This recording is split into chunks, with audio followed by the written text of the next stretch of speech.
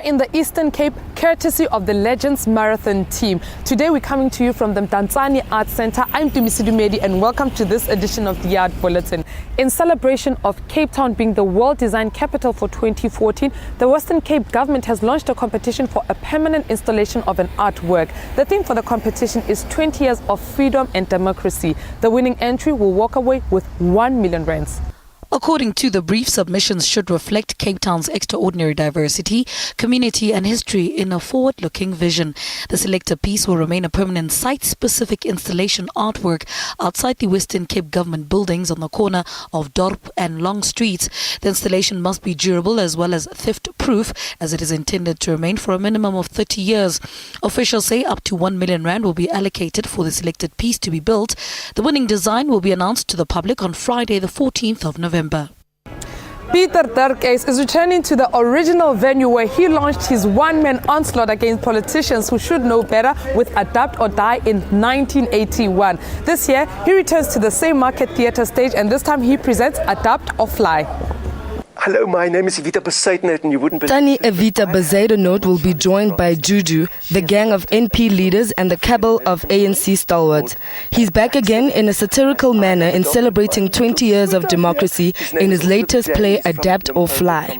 According to the Saturday Star, the show has witty one-liners, pithy insights, outrageous comments fly and sting like mosquitoes on a hot night.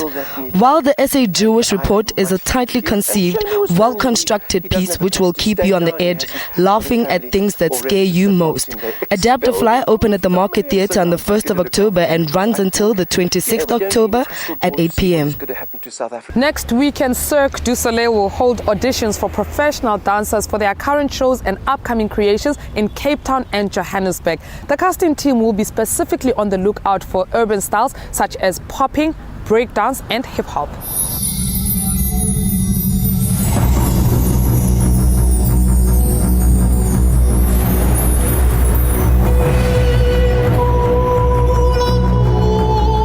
Cirque du Soleil presents live shows that combine in an innovative way acrobatics, theatre, dance, music and singing. According to the organizers, their 20 shows and original special events are all unique experiences. While in South Africa, the casting team will be specifically on the lookout for urban styles such as popping, waving, whacking, stepping, contemporary, classical and jazz. The auditions will be held on the 8th and the 9th of October at the Soweto Theatre.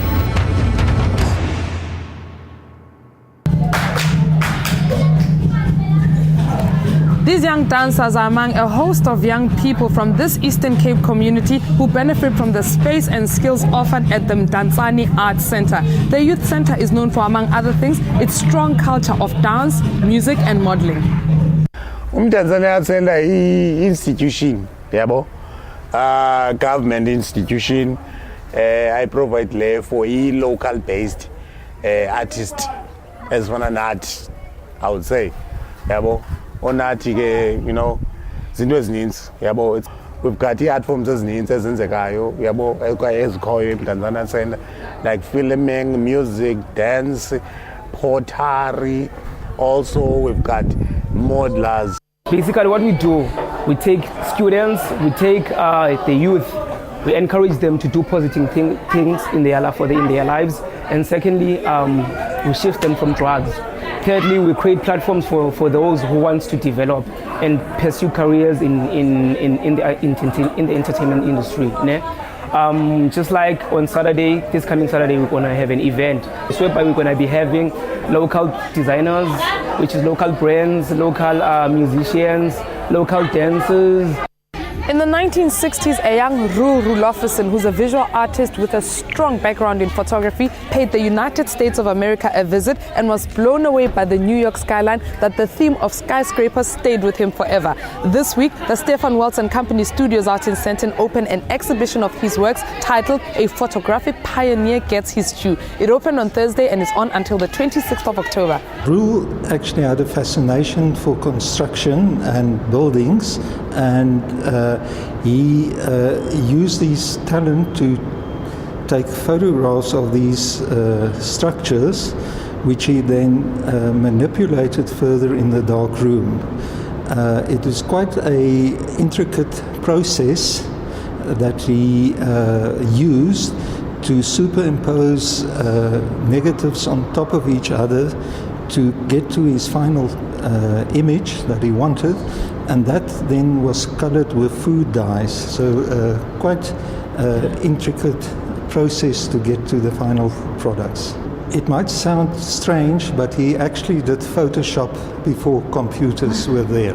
He was the world's #1 photographer in the 1970s. He was judged for colour slide photography that he did. So we've chosen what we think people can identify with, what people want to hang in their homes, what people want to see on their walls. And if you have a look at it, I'm sure everybody that's walking in here are just blown away. It's something we've never seen before.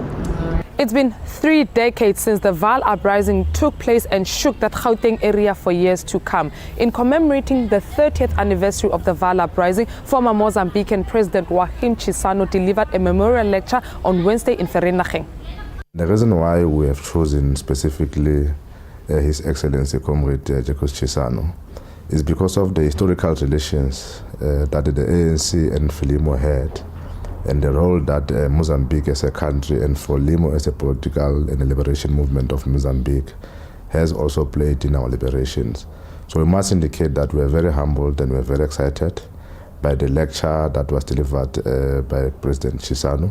But importantly is that we wanted to ensure that we give the perspective in terms of the international context in relation to the contribution of the struggle of the Vaal, the struggle of the people of the Vaal in influencing the politics of the country, but importantly influencing the politics of the continent in a broader context.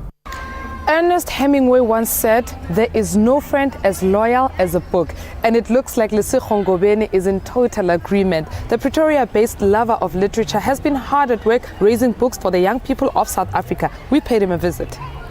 It's through the power of books and the knowledge that I got in the books that I was able to change my life and really turn my life around. I'm a recreational cyclist. I discovered cycling about 5 years ago. I was introduced by a then former colleague and then a friend, and I took up to it instantly, So I try to combine the two things that I love the most, which is cycling and reading. And I thought if we could put the two together, it could be very powerful in the sense that you seldom hear about black people cycling, or even for that distance for that matter. So I thought, let me bring the two worlds together, where I grew up and where my father grew up, cycle that distance. Obviously some people will, it will grab the attention of a few people and then say, well, I'm not just doing it for recreational purposes. I'm also trying to raise awareness about the need for a library in that community. So if you're impressed by the cycling, please donate a book. It's up to young people like myself and those in the village to kind of help, bridge that gap and try bring about the awareness of literacy and learning, and maybe bring about the awareness of how important tertiary education is in terms of changing people's lives. And that's all the Art Bulletin has for you today, coming to you from the Mdantsane Arts Centre out in the Eastern Cape, courtesy of the Legends Marathon team. To find out more about the Legends Marathon, which actually takes place tomorrow, you can visit www.legendsmarathon.co.za. To keep in touch with us, you can always tweet at Morning Live SABC, #the Art Bulletin. Until next time, it's a goodbye from us.